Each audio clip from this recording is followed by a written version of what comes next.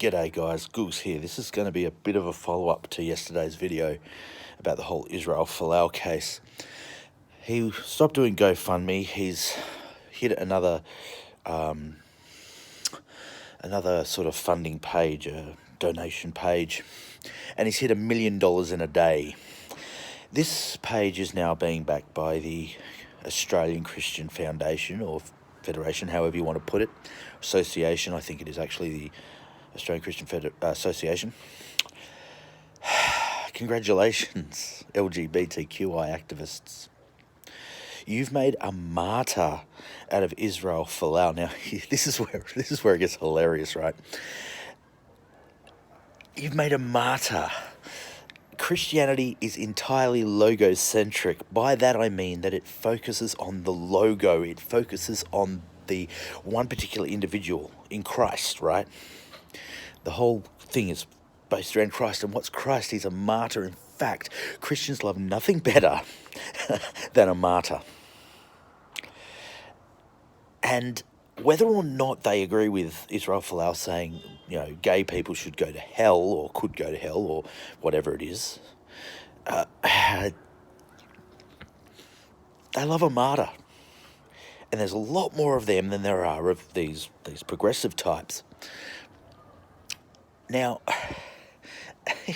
you give them a martyr. Jesus Christ, the figure of Jesus Christ, man, he was a martyr. What were you thinking? And to play the identity politics game, that's logocentric, the identity first. They've been playing that game for 2,000 damn years. They know it. They pretty much invented it. The figure of logocentrism is Christianity. They're a monotheistic faith based around a martyr. and you guys are sitting there going, oh, well, we're going to beat them with identity politics. You will not beat the Christians at identity politics. That is just ridiculous thinking. Okay? So, and don't be surprised at all if the other two Abrahamic religions, who also don't particularly like homosexuals, that is Islam and Judaism, get involved somewhere in this. If you keep pushing, I'm not saying it'll happen on this occasion, you keep pushing, all three Abrahamic religions will get involved. I mean, we're seeing it somewhat in England, where there was a school that was going to teach homosexual education or whatever it was as part of their curriculum, and the pushback through the Islamic community in that particular town basically forced the school to say, no, we're not going to teach it anymore. Abrahamic religions hate gay people.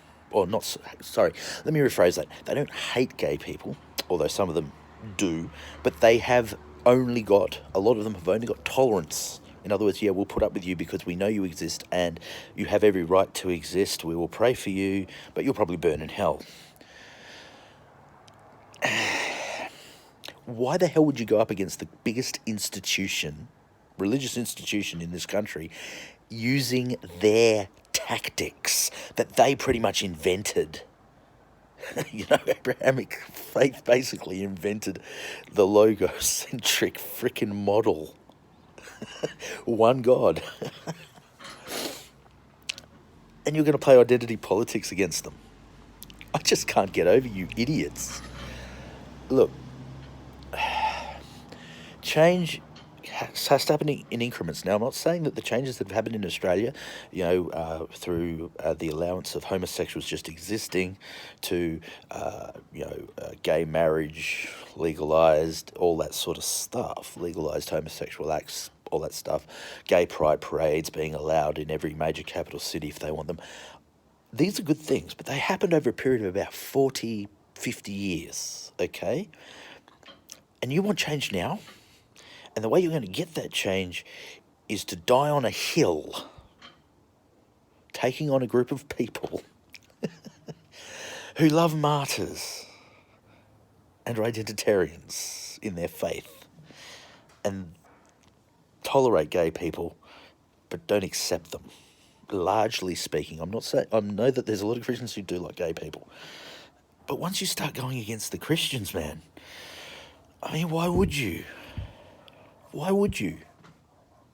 It's suicide for your movement. It is really suicide for your movement. because now you've got $1 million in a day. He raised like $600,000 in 3 days, and now all of a sudden, bang, he's got $1 million within 24 hours for his legal case.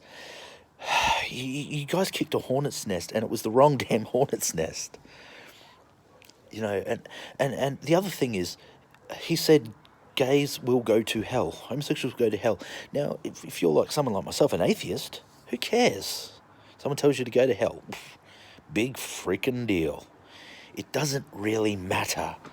Oh, gays are going to go to hell. Well, if you're a gay and Christian, Christian person, gay, and you know you haven't done anything wrong insofar as your lifestyle or whatever it goes, and I'm not talking about not doing the homosexual thing, because I mean Leviticus, whatever the hell it is pretty irrelevant if you've got faith in God, and you know it's by your faith you are saved if you're a Protestant anyway. Why are you going to hell? Well, you're a good person. Who gives a shit?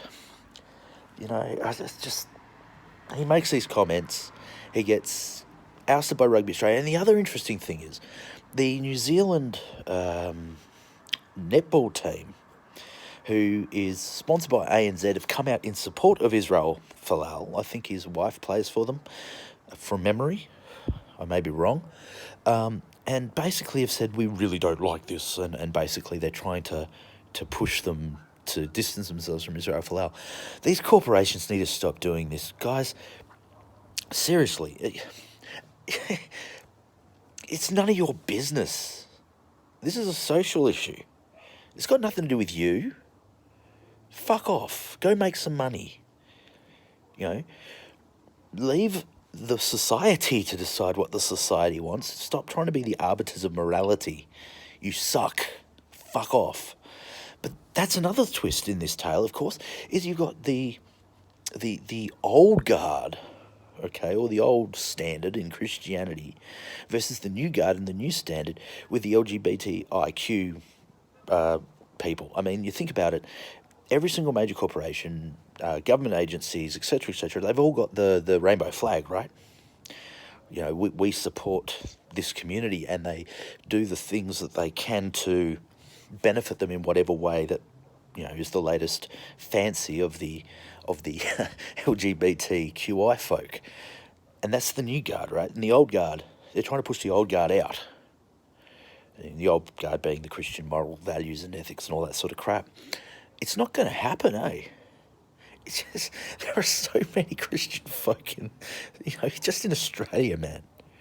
Let alone you add in the other Abrahamic faiths. I mean, okay, we probably only got maybe a couple 100,000 practicing Jewish people in this country, maybe. I can't tell you that that's the exact number. We've certainly got a fair few Islamic people in this country, you know, Muslims. What do you think you're going to achieve? Is this the hill you're going to die on? Is this really the hill you're going to die on? Because it certainly seems like it to me. Anyway, I'm Googs, the drunk philosopher, and I'll catch yous later. Uru.